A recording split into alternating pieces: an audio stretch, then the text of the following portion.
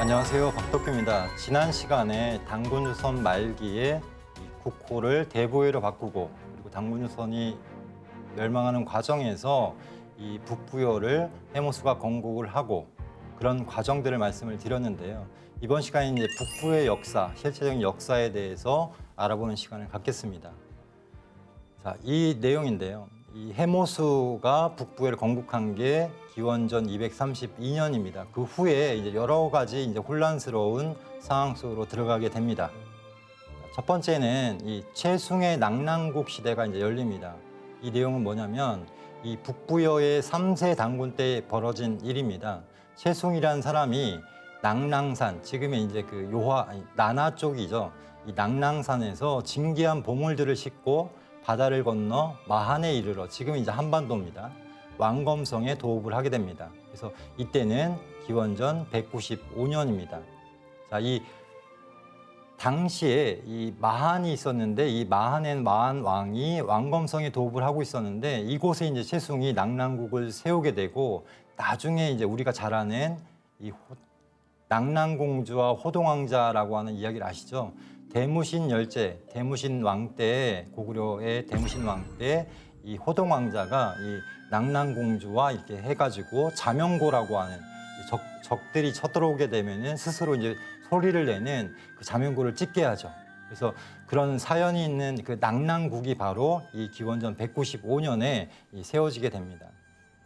그 다음에 이제 남사만이 이제 열리게 되는데요. 이 기준, 이 번조선의 마지막 왕이죠. 근데 위만이라고 하는 연나라 사람 노간의 부하였던 이 위만을 받아들였다가 이 상하원장을 지키게 했는데 이 위만이 거꾸로 세력을 키워가지고 준왕을 몰아내게 됩니다. 쿠데타를 일으킨 거죠, 쉽게 얘기해서. 그래서 이 기준이 패하여 바다로 들어가서 돌아오지 않게 되고 이때 오가의 무리가 상장탁이라는 사람을 받들고 이제 대규모로 여정에 올라서 이제 바다를 건너서 월지라는 곳에 이르러 나라를 세우고 이 월지에서 이제 중마한, 우리가 보통 알고 있는 남사만 시대가 이제 시작이 되게 됩니다.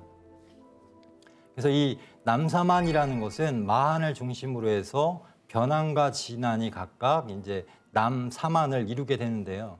이 변한과 진안은 마한의 정령, 그 통제를 받았다는 겁니다. 지휘를 받고. 그래서 이 남사만에 대해서 이제 신채호 선생은 존상고사에서 뭐라고 했냐면 마한이 지금의 낙동강 연안 오른편에 100리의 땅을 신조선, 진조선이죠. 진조선 유민들에게 주고 또 이제 변화는 낙동강 왼편이죠. 왼편의 땅을 주어서 진과 변, 그래서 진안과 변안의 양한을 세운 것은 북사만처럼 삼신사상에 의거해서 하늘에 이제 삼신이 있고 땅에는 사만이 있다라고 한 우리의 그런 정통 사상에 의해서 사만의 수를 채운 것이다라고 되어 있는 겁니다.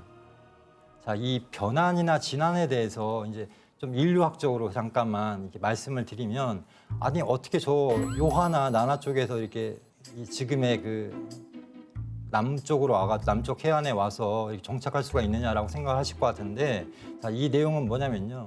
예전에 그 네이처지에 났던 그 논문 중에 한 자료입니다. 거기에 보면은 이 안도라고 있습니다. 안도. 그리고 연대도라고 돼 있는데 지금의 이제 전남 해안 또는 경남 해안 이쪽에 섬에 있는 사람들의 유전 형질을 이제 조사를 해보니까 분석을 해보니까 이 사람들이 어디서 왔느냐? 저 북쪽의 요하에서 왔다는 겁니다.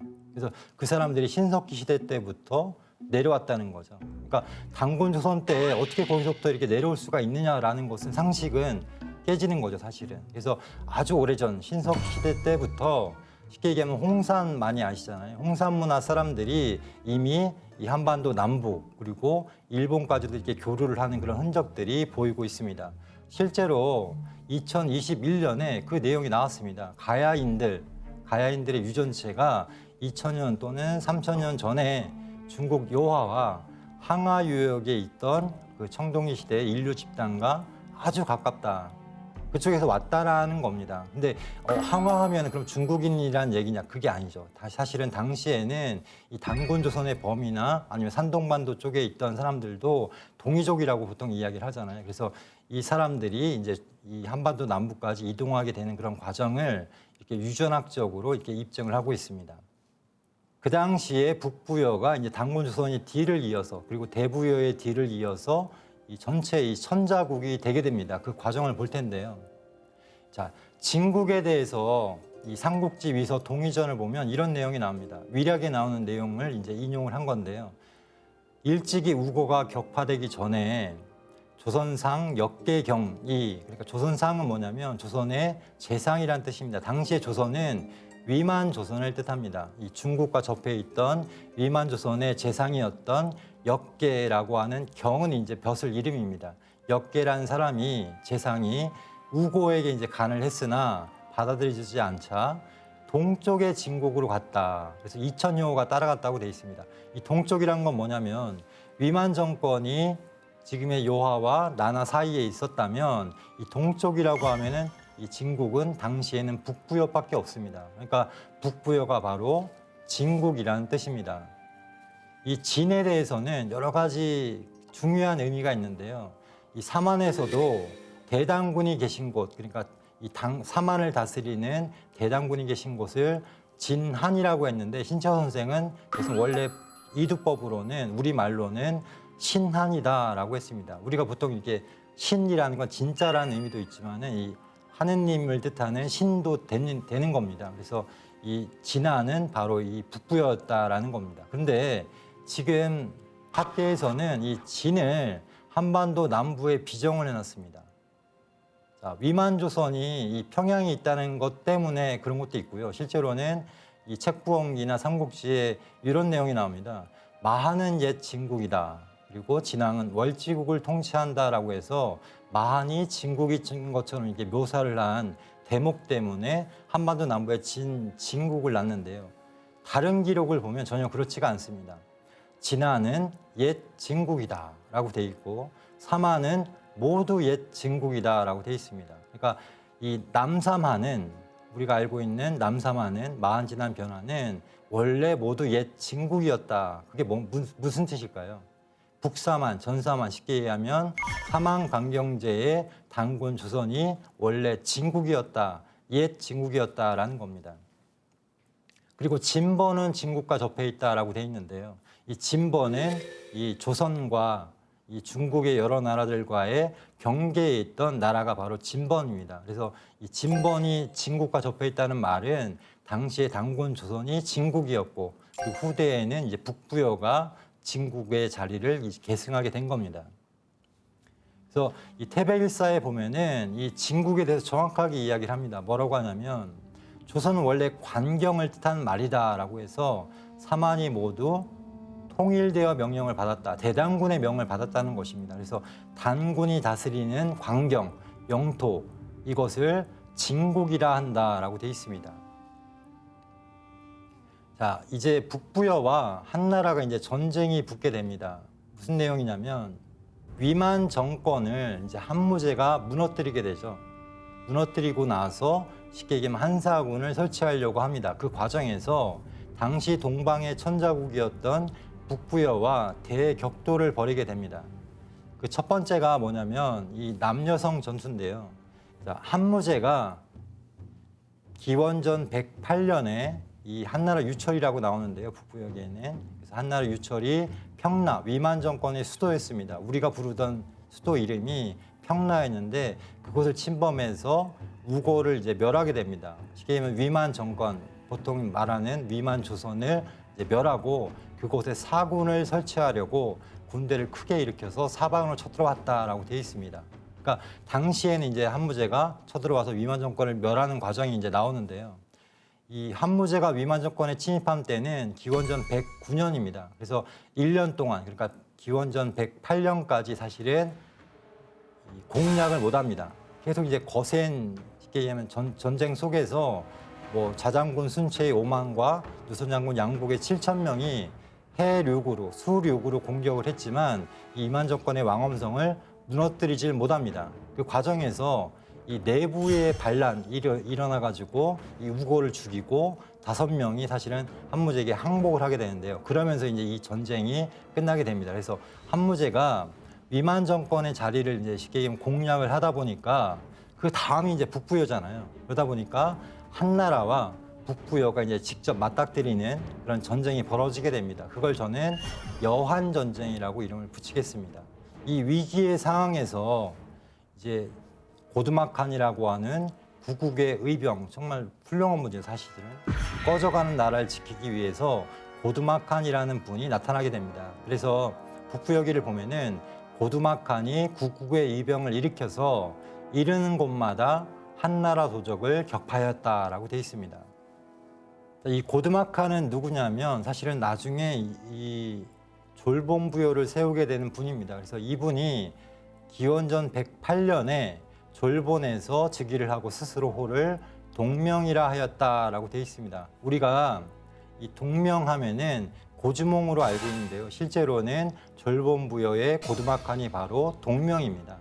그래서 이분이 제3년, 그러니까 졸본부여를 세우고 을해년이죠. 그러니까 기원전 106년에 임금께서 스스로 장수가 되어 경문을 돌리니 이르는 곳마다 대적할 자가 없었다. 한 달이 채 안 되어 군사가 5,000명에 이르렀다.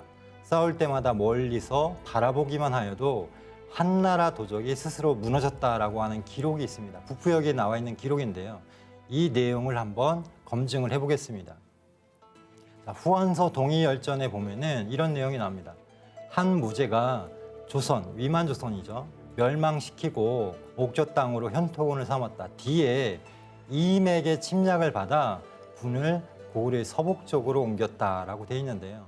이 이맥이 바로 당시의 북부여 고두막한의 군대입니다. 사실은. 그래서 이 고두막한의 그 침략을 거꾸로 받았다는 거예요. 그래서 군을 고을의 서북 쪽으로 옮겼다라는 말은 뭐냐면 현토군을 설치를 하려고 했는데 그 현토군을 패하고 이 서북 쪽으로 옮겼다, 빼앗겼다라는 뜻입니다. 그래서 그 우리가 알기로는 한무제가 굉장히 막강한 당시에 이 어떤 그런 위력을 떨치고 있었는데 이 고두막한의 그 의군에 의해서 이제 밀려나는 거꾸로 밀려나는 그런 과정을 이제 후한서에 나와 있습니다. 그리고 거란의 역사를 적어놓은 거란고전이라고 하는 기록이 있습니다. 여기에도 보면은 어떤 말이 나오냐면 이때의 진은 이 진은 바로 아까 말씀드린 북부여를 말합니다.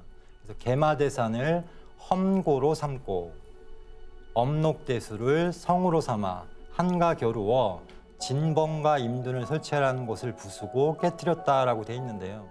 이 개마대산을 험고, 험한 어떤 고지로 삼고 엄록대수는 이제 사실은 압록강, 그러니까 고대의 압록은 요하였습니다. 이 요하를 성으로 삼아서 한과 싸웠는데 한의 진범과 임둔을 부수고 깨뜨렸다. 쉽게 얘기하면 이 한무제가 설치하려고 했던 진범과 임둔마저도 사실은 깨뜨렸다라는 것입니다. 그래서 실제로는 현토 그리고 진범, 임둔은 설치하려고만 했지 설치가 안 되는 과정인 것입니다. 그래서 그 역할을 했던 게 바로 이 동명 고두막한입니다. 그래서 이 엄록대수는 압록이라는 말이고 실제로는 지금의 요하를 말합니다. 그리고 이 진이 과연 정말로 이 북부여 실제로는 이 고두막한의 동명고를 뜻하냐 그건 어디에서 알 수 있냐면 이 북부여라는 건 시조가 해모수잖아요. 근데 거란고전에 보면은 이 진, 신이라고도 이렇게 이야기를 합니다. 이 진에 대해서 뭐라고 하냐면 본래 동표 모수시에서 나왔다라고 돼 있어요. 자, 동표는 동쪽에 나타나는 이라고 했으니까 해라고 생각을 하면 되겠죠. 동쪽에서 해가 뜨잖아요. 그리고 모수니까 해모수라는 걸 알 수가 있습니다. 그러니까 진나라는 해모수로부터 나왔다. 쉽게 얘기하면 북부여의 시조인 해모수니까요. 이 진이 바로 북부여고 나중에 이제 이 졸본부여로 바뀌는 그런 과정을 겪게 됩니다. 그 다음에 이 북부여기 하를 보면은 이런 내용이 나옵니다. 고두막 당군께서 마침내 군대를 이끌고 구려하를 건너서 요동 서안평에 이르셨다. 그곳은 옛 고리 땅이었다. 그리고 임금께서 장수를 보내 한나라 도적을 연달아 쳐부셨다라고 하는 대목이 나오는데요. 구려하는 압록을 또 구려하라고도 했습니다. 그래서 이 요하를 건너서 서안평이 어디냐면 지금 이제 요하가 서쪽으로 가면은 서암록이라고 하고요. 동쪽으로 가면은 동암록이라고 하는데 이 서암록에서 더 서쪽으로 가면은 이곳을 뭐라고 하냐면 시라무렌 강이라고 합니다. 시라무렌 강. 강도 이 지역에 따라서 이름이 달라집니다. 근데 이 시라물의 강은 지금의 내몽골, 지금 쉽게 얘기하면 몽골 지역에 있는 곳이 바로 시라물행 강입니다. 그래서 이곳을 예전에 우리는 서안평이라고 했고요. 이 서안평은 고리국이라고 하는 우리의 고리국 출신이 굉장히 사실은 많습니다. 그래서 이 해모수도 사실은 고향이 선조의 고향이 고리였고요. 그래서 우리가 보통 코리족이라고 이야기를 많이 해요. 우리 고구려 사람들을 옛날에 코리족이라고 했는데 이 몽골 칭기스칸의 선조도 이렇게 파고 들어가 보면 몽골 비사에 보면은 고리족 출신이라는 얘기가 나옵니다. 그리고 뭐 이건 여담이지만 사실은 이 석가모니 석가족도 고리족 출신이다 이런 얘기가 사실은 전해지죠. 그래서 이 고리라고 하는 나라가 이 여기서 유래를 했고 서안평에서 유래를 했고 이 고리족 출신들이 사실은 이 뭐 해모수를 비롯해서 여러 이 통치자들이 많이 나오게 됩니다. 그래서 이 고두막한의 고향도 고리였기 때문에 이 시라물행 강 위에 있는 서안평까지 진격을 해서 그 땅을 다시 이제 수복을 하게 됩니다. 그 내용이 또 후한서 동일열전에 나옵니다. 그래서 임둔과 진번을 폐지하여 낙랑과 현도에 합병을 했다. 그러니까 임둔과 진번은 세우지도 못하고 사실은 이제 없애버린 겁니다. 쉽게 얘기하면 그 땅을 다 빼앗기는 거죠. 그리고 다시 현도마저도 이제 고구려 쪽으로 이제 옮기게 됐다. 아까 이제 서북 쪽으로 옮겼다고 이야기를 하죠. 그래서 이 부여가 얼마나 강했냐면 위략에 이렇게 나옵니다. 그 나라는 매우 부강하여 선대로부터 일찍이 파괴된 일이 없다. 쉽게 얘기하면 지지 않았다는 거죠. 그만큼 이 북부여와 이 동명 고두막간의 졸본부여가 굉장히 강성하고 이 전쟁에서도 이렇게 진 적이 없다라고 이야기를 합니다. 자, 이 고두막한에 의해서 이제 북부여 후기로 접어들게 됩니다. 이 북부여 후기에는 졸본의 이 도읍을 세웠기 때문에 졸본부여라고도 합니다. 그래서 이 단곤조선을 이 대부여 마지막에 이제 북부여가 계승을 하고 이 북부여가 전기와 후기로 나뉘고 이 북부여의 제4대 고으로 단군 때 해부루가 동부여로 천도를 하게 됩니다. 그리고 이 북부여는 다시 고두막한에 의해서 후기 북부여, 졸본부여가 됩니다. 고으로 단군 다음으로 해부루 때 이 고두막한에 의해서 이 북부여의 그 도읍을 동부여 가서본이라고도 합니다. 가서본으로 옮기게 되고 이 북부여의 도읍지에는 고두막한이 와서 후기 북부여를 열게 됩니다. 이런 과정인데요. 자, 이 동명제라고도 부르는 고두막한에 대해서 알아보겠습니다. 자, 제234년 그러니까 가보년 기원전 87년인데요. 동명국의 왕이었던 고두막한이 사람을 보내서 그 해우루 당군에게 이야기를 합니다. 나는 천재의 아들이다. 장차 여기에 도읍하고자 하나니, 그러니까 북부의 도읍지에 다시 도읍을 세우겠다라는 겁니다. 임금이 이제 굉장히 괴로워합니다. 그러고 나서 아우 해부루가 즉위를 하는데요. 동명왕이 다시 군대를 보내서 위협을 합니다. 그러니까 임금과 신하들이 이제 어찌할 바를 모르는 거죠. 그때 국상이었던 아람불이 이제 주청하기를 뭐라고 하냐면 가서본이라는 곳이 있는데 가히 도읍할 만만 합니다 해가지고 마침내 도읍으로 옮기게 되는데 가서본 부여 또는 동부여라고 합니다. 이 원래 그 도읍지에는 누가 있겠습니까?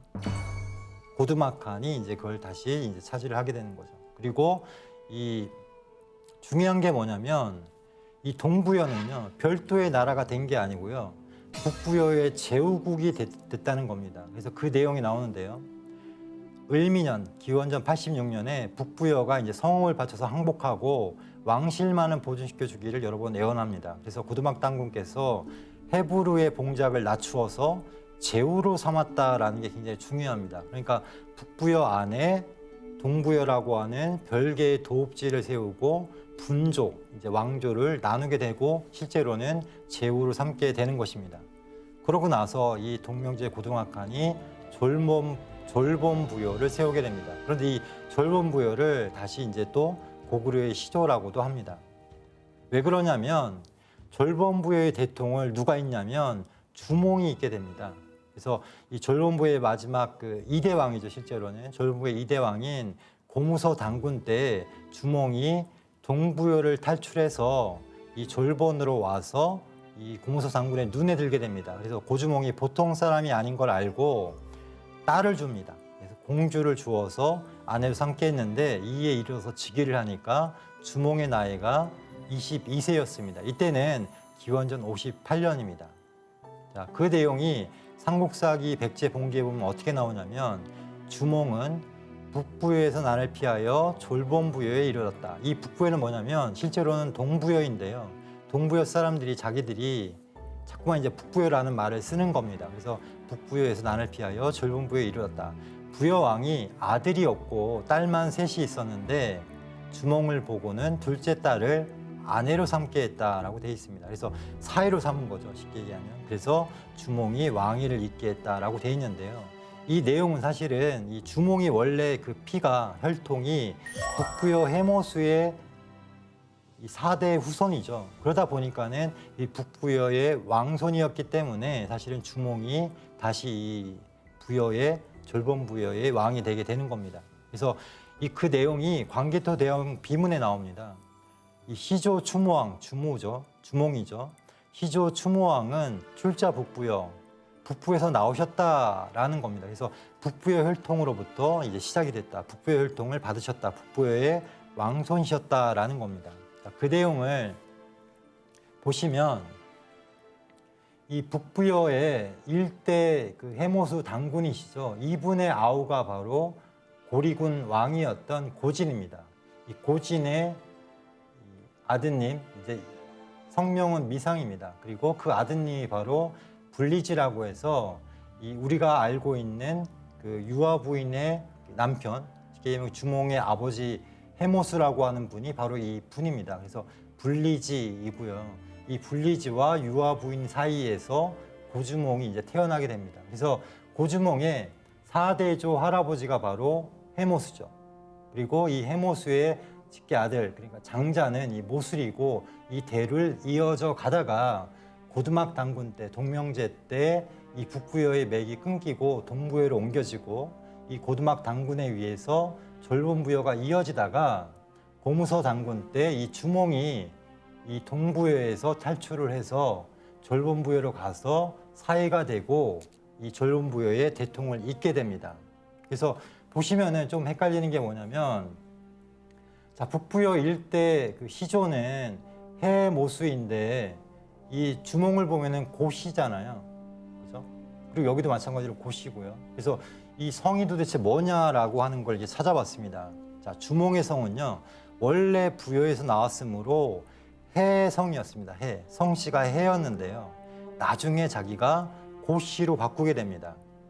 자, 이 동명과 우리가 헷갈리는 게 동명과 동명성은 주몽이 같은 분이 아니냐라고 이렇게 헷갈리는데요. 실제로는 연남상 묘주명을 봐도 이 동명과 주몽을 다른 사람으로 묘사를 합니다. 그래서 학자들도 이 동명과 주몽을 다른 인물로 많이 보고 있습니다.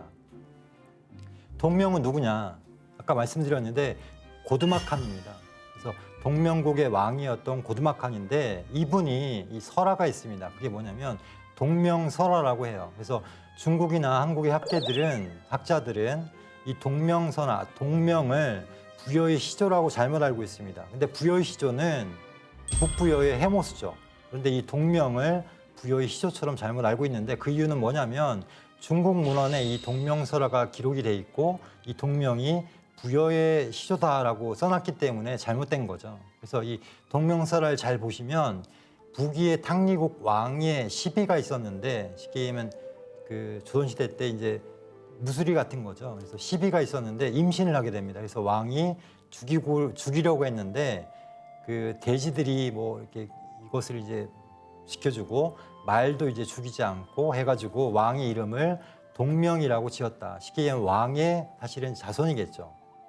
근데 그 하늘에 그 기운을 받아서 마치 이제 동명을 이렇게 잉태한 것처럼 이제 이야기를 하는 겁니다. 그래서 이름을 동명이라 하고 이 동명이 동명을 통해서 우마, 이 소와 말을 이제 기르게 합니다. 근데 동명이 활을 워낙 잘 쐈습니다. 그래서 이 동명에게 나라를 뺏길까봐 이제 죽이고자 하니까 동명이 도망쳐가지고 이제 표수라고 하는 강에 가로막히게 됐을 때 활로 물을 쏘자 물고기와 자라가 떠올라서 다리를 만들어서 건널 수 있었다라고 하는 얘기가 논영 기런편에 나옵니다. 근데 이 내용이요, 고주몽과 똑같죠. 고주몽도 마찬가지로 그 유아 부인이 그 햇빛을 받아가지고 임신을 했는데 그래서 알을 낳는데 그 돼지우리에 던져도 이제 안 죽고 하다가 이 말을 기르다가 그죠? 동부여를 이제 탈출을 하는 과정에서 그 강에 다다르니까 나는 천재의 아들이요 하백의 외손이다 해가지고 자라와 물고기가 떠올라갖고 이제 건너잖아요. 그 내용이랑 똑같습니다. 똑같은 이유가 뭐냐면 사실은 그 주몽은 이 졸본부의 통치자가 됐잖아요. 그러다 보니까 자신의 원래 혈통은 북부의 해모수 왕손이었고 그리고 졸본부의 왕위를 이제 물려받은 뒤에는 졸본부의 왕호였던 동명이라고 하는 왕호를 그대로 쓰게 됩니다. 그래서 주몽 사후에 졸본부의 왕호였던 동명이라는 왕호를 써서 동명성왕으로 추전을 하게 됩니다. 그래서 동명성왕 주몽 이렇게 된 건데요. 실제로 동명이라는 것도 마찬가지로 졸본부의 왕호였습니다. 그래서 이런 내용들은 뭐냐면 독립운동가들이 주장했던 게 뭐냐면 이 우리의 국통에서 당군의 뒤를 이은 나라가 뭐냐라고 했을 때 부여라고 이야기를 했습니다. 석조 이상윤 선생도 당군의 혈통은 북부여, 동부여, 졸본부여로 이어졌다라고 했고요.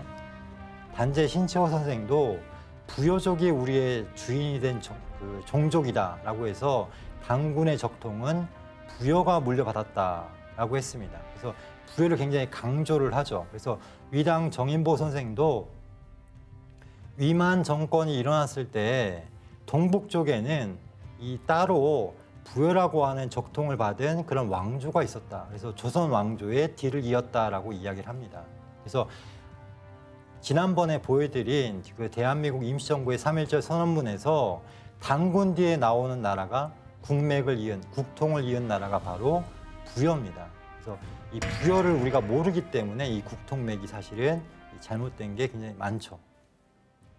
부여가 국통맥에서 왜 중요한 포인트인지 한번 다시 설명 부탁드립니다. 네, 우리가 보통 알기로는 뭐 당군 조선에서 다음 나라가 어디냐라고 했을 때 대부분 대답을 못하는 이유 중에 하나가 뭐냐면 당군 조선의 말기에 위만 조선으로 이야기를 하고 또 위만 조선이 한무제에 의해서 지배를 당하는 한 사군으로 이야기를 합니다.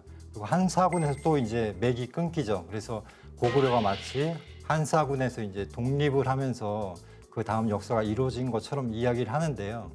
그러면 정말로 위만 조선 한 사군으로 이어지는 국통을 가졌느냐라고 했을 때 아니다라는 게 이제 중요한 겁니다. 왜 그러냐면 예를 들어서 그 다음 나라였던 고구려, 백제, 신라, 가야가 그러면 어느 나라를 우리는 계승했다라고 갖고 있었느냐, 계승인식이 어떠했느냐 그걸 알아보는 게 굉장히 중요하잖아요. 만약에 정말로 위만 조선에서 한 사군 그리고 사국으로 넘어갔다면 그 사국들은 우리는 위만 조선으로부터 왔다라고 하거나 또는 한 사군에서 독립을 하면서부터 우리나라가 생겼다라고 해야 되는데 실제로 그 사국들은 한결같이 우리는 부여로부터 왔다, 부여를 계승했다라고 이야기를 합니다. 그러니까 이 사국의 이 계승 의식은 분명하게도 부여로부터 왔다라고 하기 때문에 그 자리에는 위만 조선이나 한사군이 들어갈 자리가 없던 것이고 독립운동가들도 이런 부분을 지적을 해서 이 바른 역사, 국통맥을 바로잡는데 가장 중요한 부분이 이 당군 조선에서 부여로 넘어가는 그 과정이라는 것을 강조를 했던 것입니다. 예, 오늘은 여기까지 알아봤습니다. 다음 시간에도 부여사에 대해서 마지막 3부를 알아보도록 하겠습니다. 감사합니다.